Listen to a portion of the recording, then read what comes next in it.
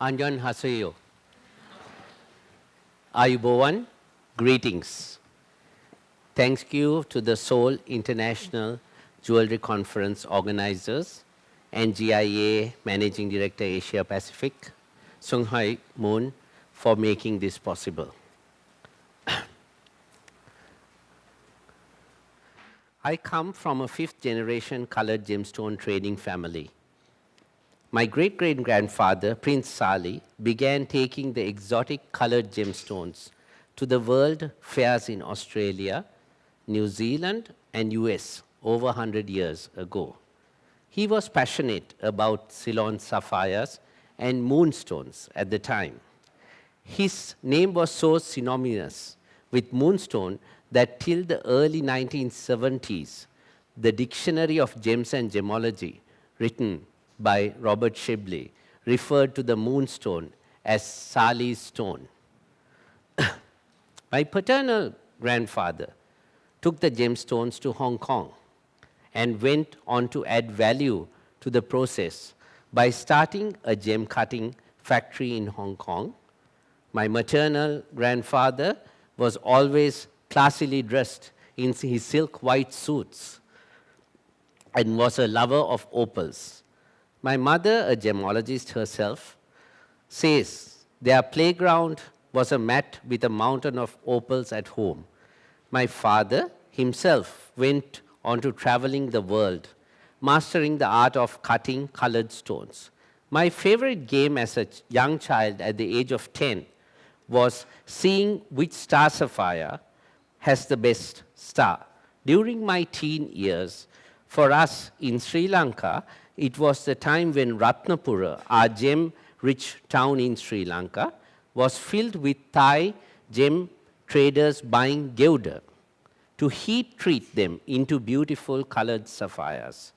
I grew up in mines, sorting rough, cutting, polishing, selling, and trading gemstones for over 3 decades now.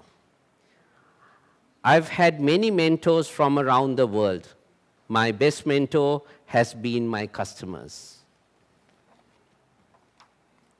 Let me just share a clip with you, just less than 2 minutes, to give you an idea of my world where I stay connected from mine to market.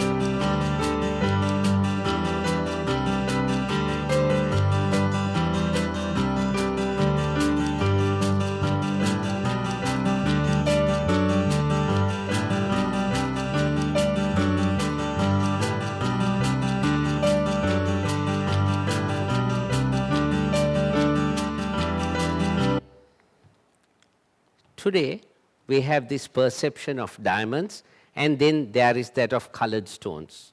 I like to think we are all a family, supporting each other and bringing the best out of each other, making each other shine.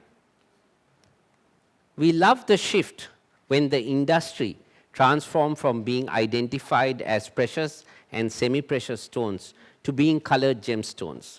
We identified and accept that each stone is unique in its own sense, whether it is an amethyst, garnet, topaz, spinel, cat's eye, star sapphire, alexandrite, quartz, chrysoberyl, tourmaline. Have said that, there is still a very strong love affair with sapphire and rubies today. According to a 2017 study done by the National Resource Governance Institute, there was approximately 3 billion in rough non-jade colored gemstone production. The interesting thing about this, that out of the share of the colored stone industry, 750 million US dollars of sales were in other colored stones. Almost 2.5 billion of sales is in ruby and sapphire, and of course some of them emerald. And these are just conservative estimates. A fine ruby, sapphire or emerald holds its price, and no matter what commands a respect higher than most of the other colored stone. This is evident when popular jewelry shops that make watches like Cartier use these stones more than the others. This is a pendant from Cartier combined with high jewelry, high watchmaking, and mystery watch technology, all a Cartier specialty. The best part of this is a 25-carat Sri Lankan sapphire hanging from the bottom, chandelier style. This is a Van Cleef unveiling the ruby's secret watch, a cuff bracelet set with 115 Mozambique rubies, a total of 115 delightful carats. Even, again, a beautiful example of how diamonds complement colored stones. A gemstone's value chain is its journey from mine to market, dividing into mining, production, cutting, and polishing, trading, jewelry manufacturing, and finally retail sales, and then this being owned by the final consumer. With sapphires and rubies, this value chain tends to get more geographically fragmented than with diamonds. Sapphires and rubies tend to travel through several jurisdictions when they are mined and finally marketed to consumers. Within the gem industry, there are the source countries, the trading hubs, and the destination markets. I was asked to talk about challenges faced today with the supply of colored stones in the market. However, over time, what we have seen is sapphires and rubies themselves have more than one source country. So when old reserves are exhausted, then we discover new deposits either in one country or another. For example, as you know, in Sri Lanka, the whole island is gem-rich, but the government restricts mining to certain areas to protect natural resources of the country. As a result, the most mined areas are in an area called Ratnapura. But in 2002, we had a gem rush in an area called Kataragama, which came out of a construction site where several large sapphires were found in the south of Sri Lanka, close to my hometown, Galle. This created a lot of wealth, making many villagers millionaires overnight.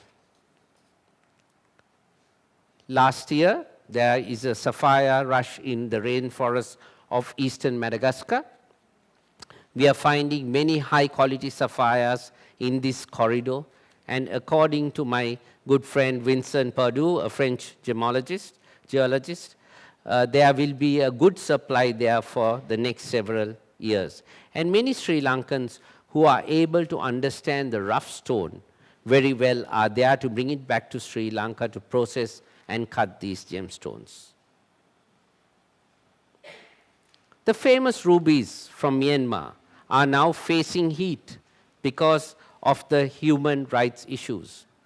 Large jewelry companies are listening to them. So there's a shift, but still rubies are sought after because of their vibrant red hues. But the larger stones are scarce, so the market adapts and have turned to rubies from Mozambique, which are themselves quite impressive and also very price competitive. Remember, it was first discovered in 2009, and now more than half the rubies come from there. And Mozambique is able to meet the demand of the larger stones as the country offers a more consistent supply. If I may take you back to the value chain. In colored stones, the source countries are like Sri Lanka, Myanmar, India, Madagascar, Mozambique, even Brazil and Tanzania. Then we have the gem key trading hubs of Asia, Bangkok, Jaipur, Hong Kong, and of course Sri Lanka, now becoming a sought-after hub and become buying destination for sourcing of colored stones.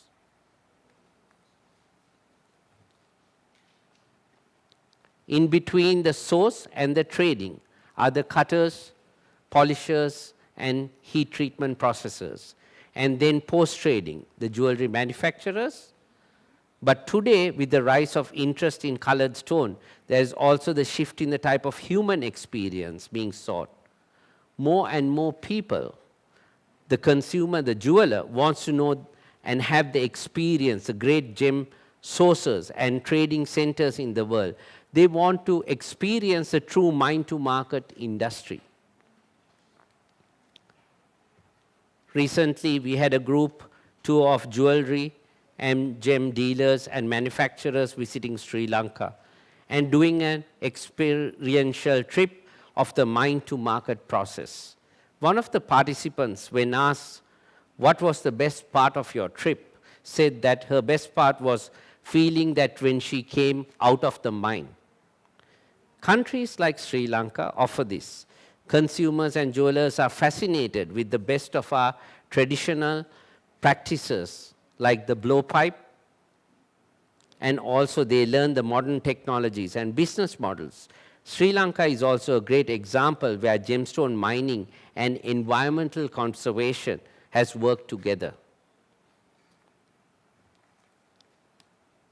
When you buy from a source country, you also contribute to preserving our vulnerable ecosystem and saving the planet. This is Simon. He has been using the blowtorch to heat sapphires for 40 years. Korea's luxury goods market is worth 8.6 billion, the fourth fastest growing luxury goods market in the world. The country's tech-savvy culture is unparalleled, with 99% of the population using broadband connections. It is a leader in technological development and has implemented some of the world's fastest and most extensive networks, meaning this country is ideal for future digital commerce luxury spend. Today, Korea is in the right place for this opportunity.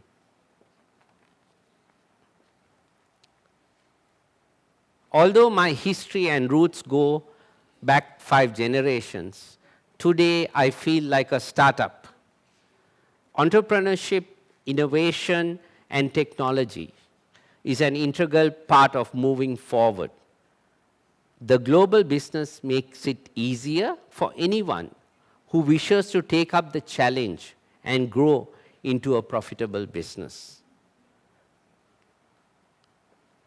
This is the history of Korea and Sri Lanka, 42 years this year. With this, I would like to invite you to come and see for yourself the opportunity and discover our Sapphire Kingdom in Sri Lanka. Thank you.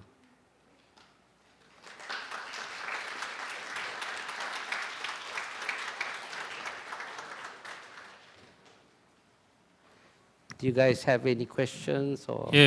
강연 감사하고요. 짧은 시간에 그 스리랑카를 잠깐 다녀온 듯한 그런 기분이네요. 여러분들 혹시 궁금하신 사항들이 좀 있으실 것 같은데 질문이 있으신 분들은 손을 들어주시면 저희가 마이크를 이동하도록 하겠습니다. 네, 질문이 좀 있으신가요? 예, 제가 들었던 내용 중에서 좀 인상적인 것들은 이제 그 소비자가 기업의 멘토라는 말씀을 해주셨는데 아까 저 뒤쪽에서 보면서 말씀을 나누다가 궁금하신 분이 계신데 저를 통해서 좀 질문을 했으면 좋겠다고 하셔가지고 제가 이제 대신 좀 질문을 하자면 그 소비자들이 생각하고 있는 소비자들이 어떤 기업의 좋은 멘토라고 말씀하셨는데 그 지금 알밀 산문 이 가문에서 운영하시는 이 회사에서는 어떤 기업가 정신을 가지고 소비자를 멘토로 여기시는지 그런 말씀을 좀 해주시면 어떨까 싶습니다. Yes.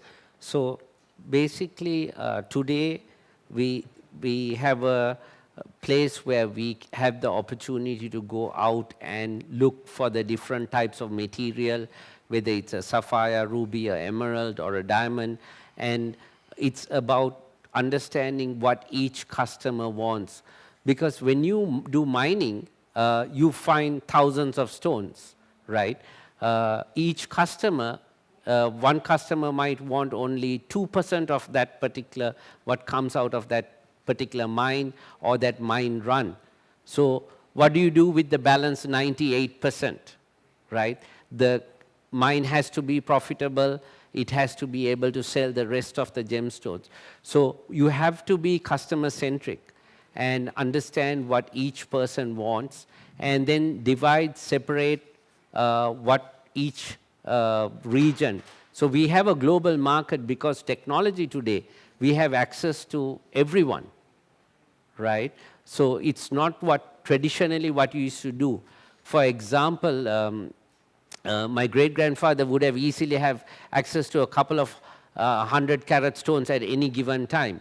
But to come to Korea or to travel to US, it took 6 months by ship, right? Today you put the gemstones into Brinks, it's there in 24 hours, right? So, so we have to be, and then understand each person's requirement. So like for basically Korea, they make beautiful, dainty jewelry. So not necessarily that everyone wears huge sapphires or huge rubies. I said that there will be a client who would like to have a big stone on the hand, so like a cocktail design. So that's also that particular trend is starting. The old cocktail design style is starting. So it's about understanding what the customer wants, and then if I have a customer calling me from, we'll say, New York, say I want a 10-carat at this price, I immediately know what they are looking for. So then we always work with the customer. So that's how the listening to the customer is important. 네네네. 말씀 대단히 감사합니다. 그 고객이 원하는 것에 맞춰서 기업이 움직이고 또 시선을 그쪽으로 잡고 있다는 말씀 굉장히 인상적입니다. 또 질문이 있으신 것 같은데요. 여기 마이크를 좀 전달해 주시기 바라겠습니다. 네, 안녕하세요. 아까 그 아시아의 주요 보석 거래 중심지가 홍콩, 방콕, 스리랑카, 자이프로 4개로 나눠진다고 말씀 주셨는데요. 이 4가지 그 장소에 각각의 특장점이 있을 것 같아요.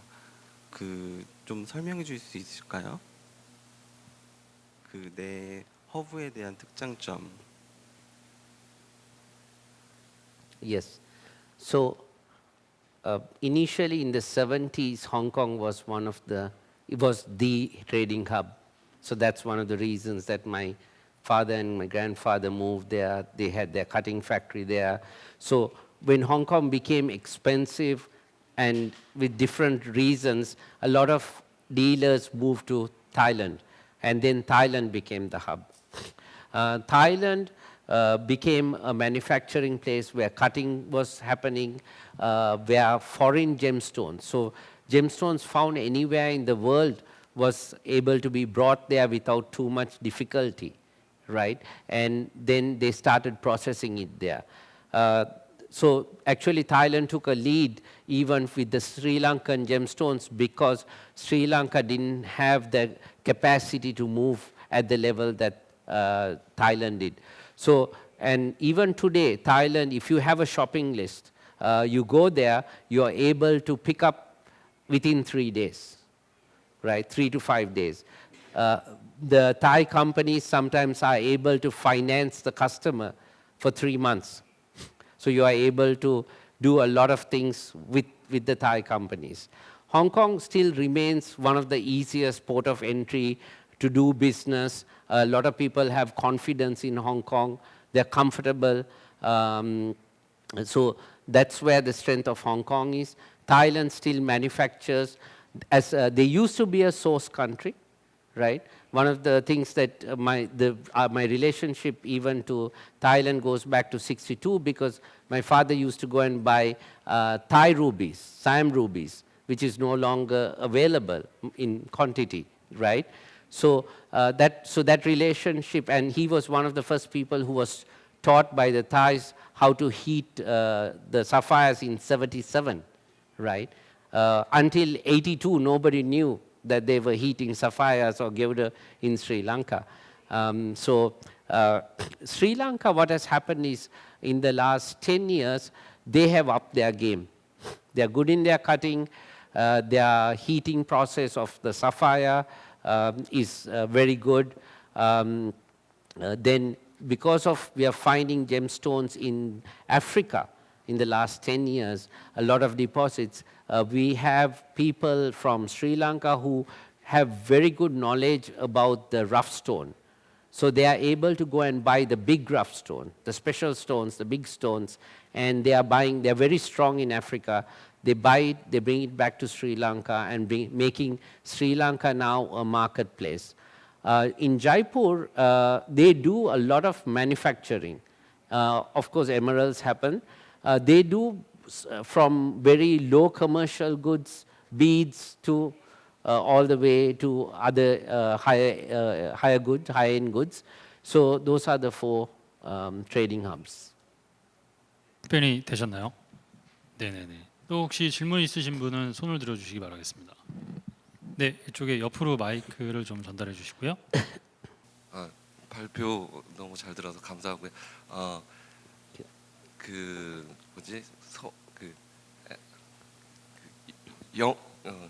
as a retailer, we have to sell to the customer, and you said that we have to customer-centered minded, right? But sometimes it's really hard to explain to customer that which, as we have a diamond, there is a certain standards, right? But color stone, we don't have actually that standard, so we are quite challenged to explain to customer, and it is always not easy for me to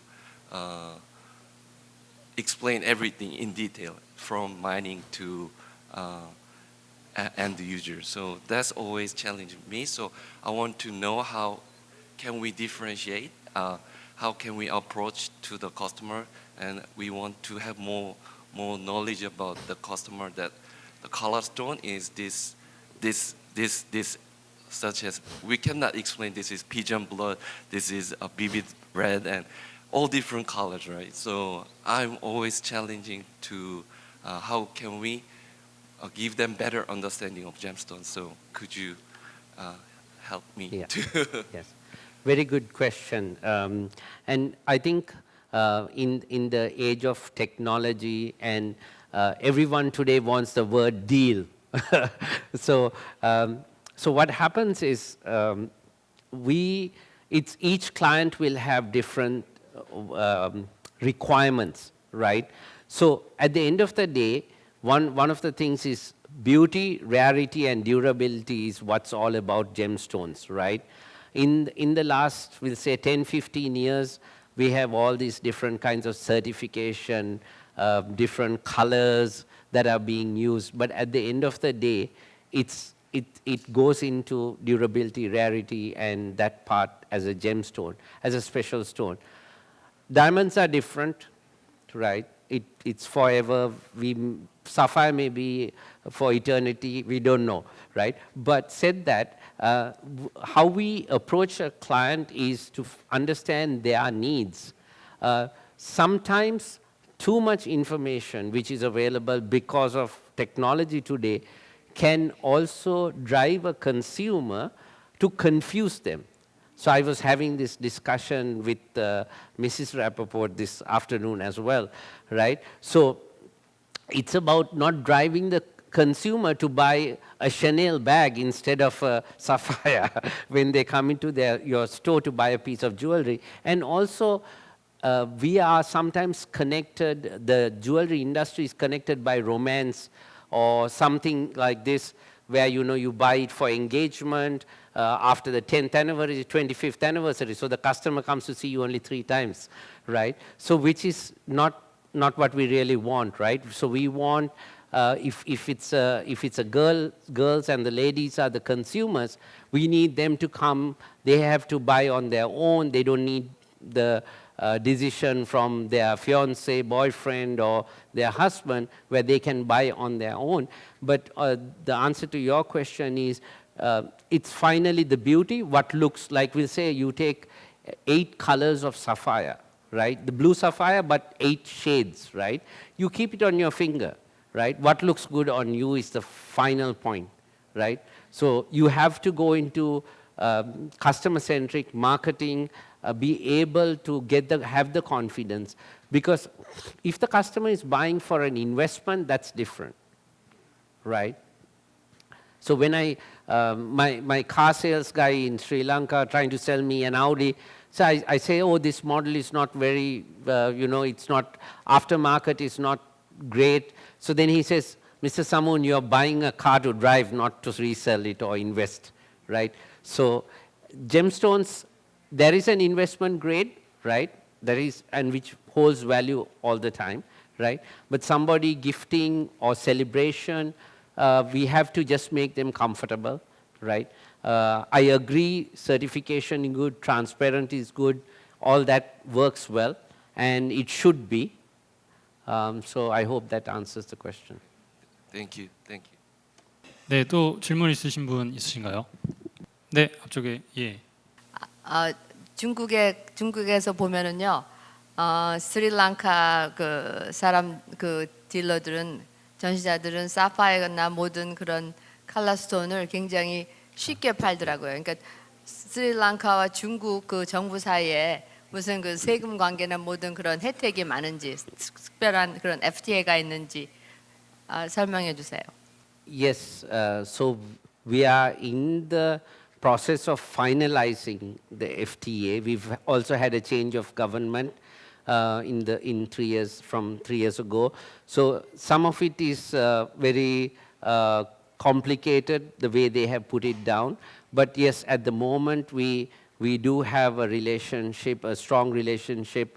Korea and Sri Lanka's relationship is 42 years.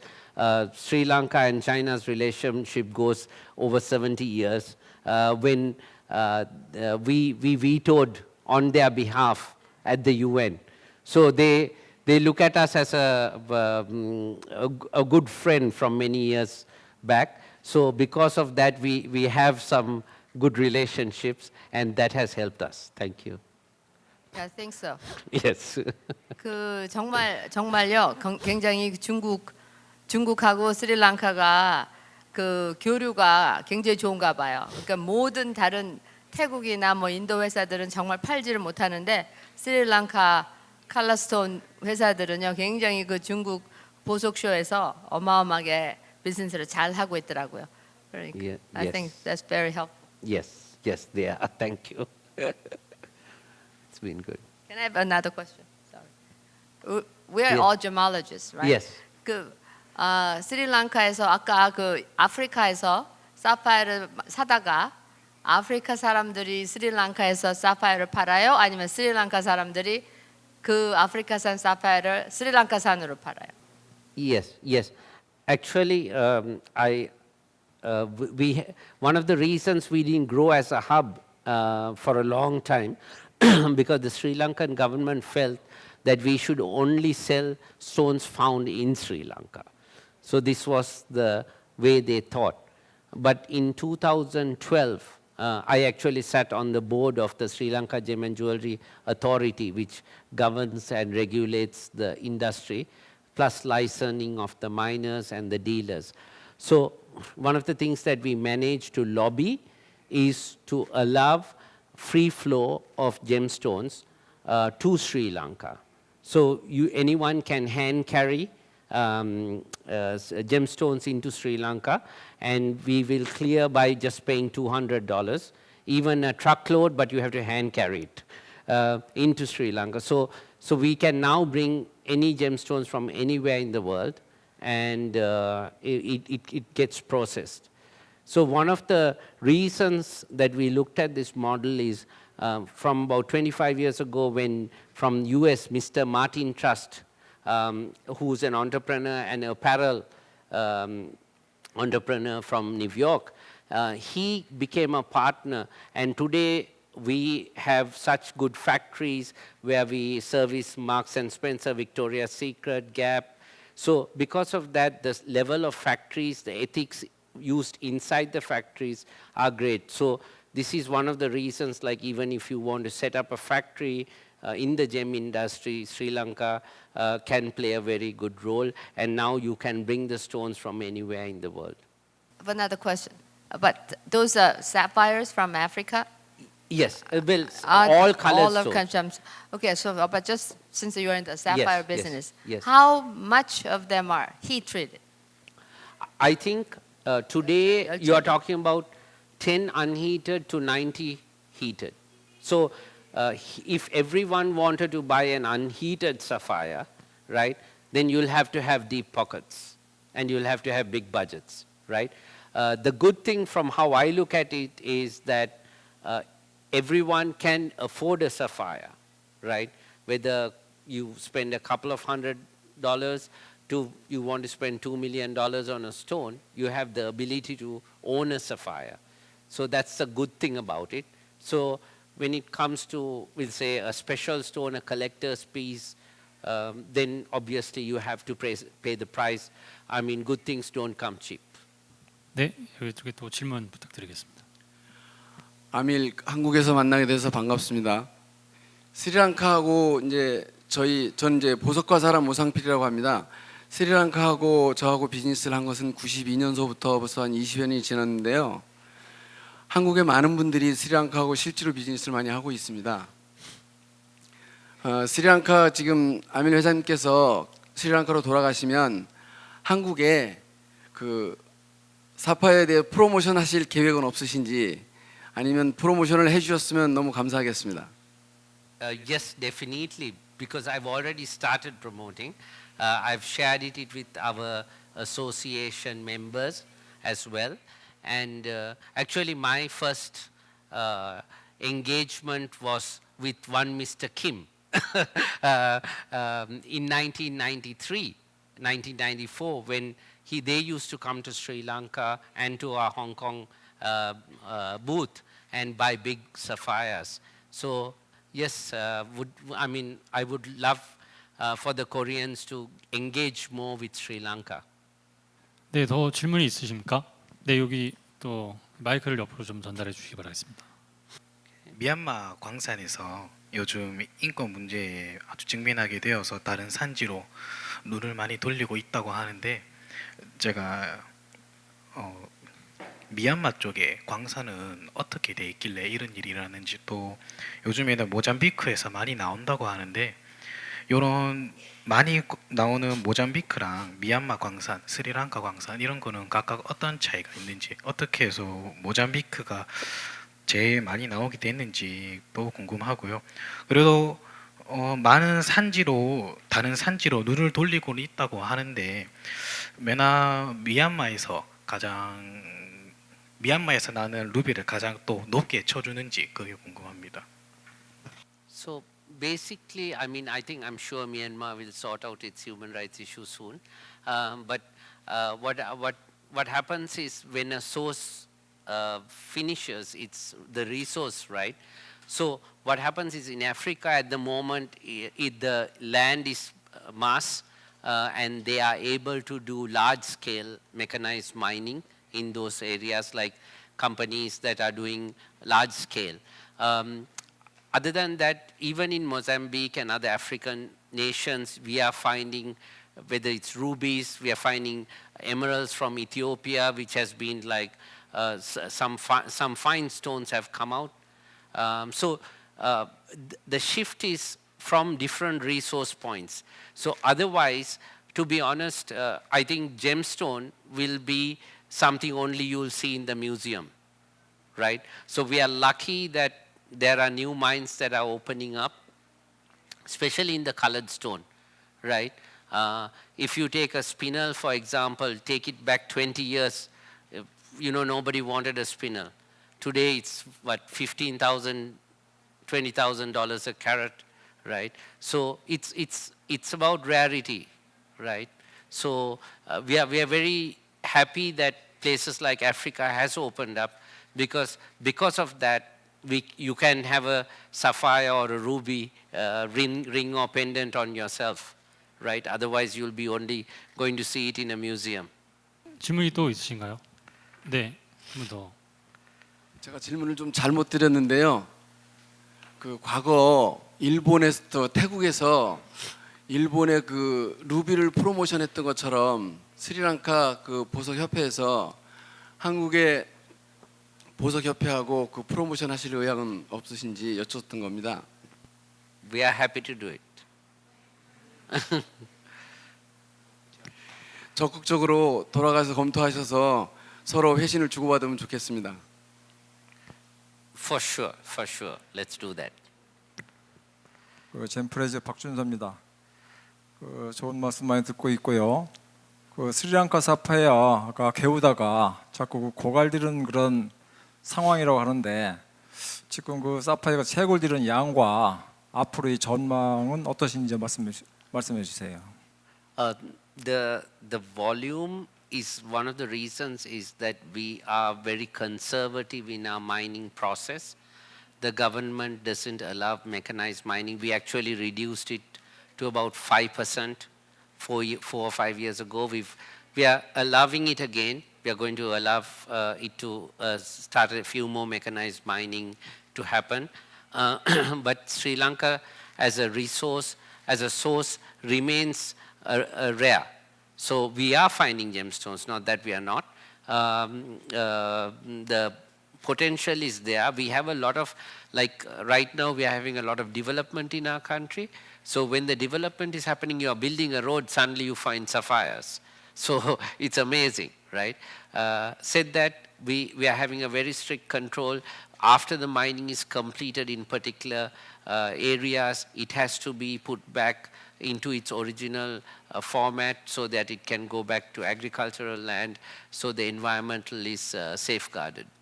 But in terms of the question of mining, it's still going on and it's possible for the future we have.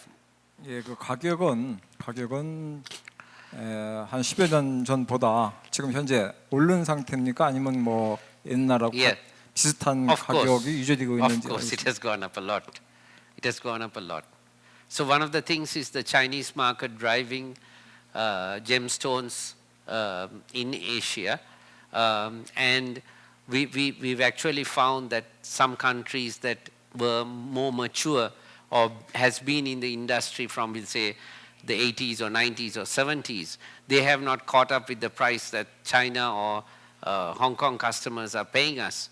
So that's one of the difficulties in, we'll say, the mature markets competing with a country like China to get the best stones. So a lot of people still believe that the price, they only sometimes think of the old price. So prices have gone up. Thank you. 네, 감사합니다. 그 혹시 추가 질문이 더 있으신가요? 네, 준비된 일정으로 더 이상 질문은 받지 않고요. 일부 행사를 여기서 종료하고 휴식 시간을 좀 갖도록 하겠습니다. 휴식 시간을 활용해서 또 궁금하신 사항은 또 따로 질문을 좀 부탁드리고, 수고해 주신 우리 알민 삼문 회장님께 다시 한번 큰 박수 부탁드리겠습니다. Thank you. Thank you. Thank you.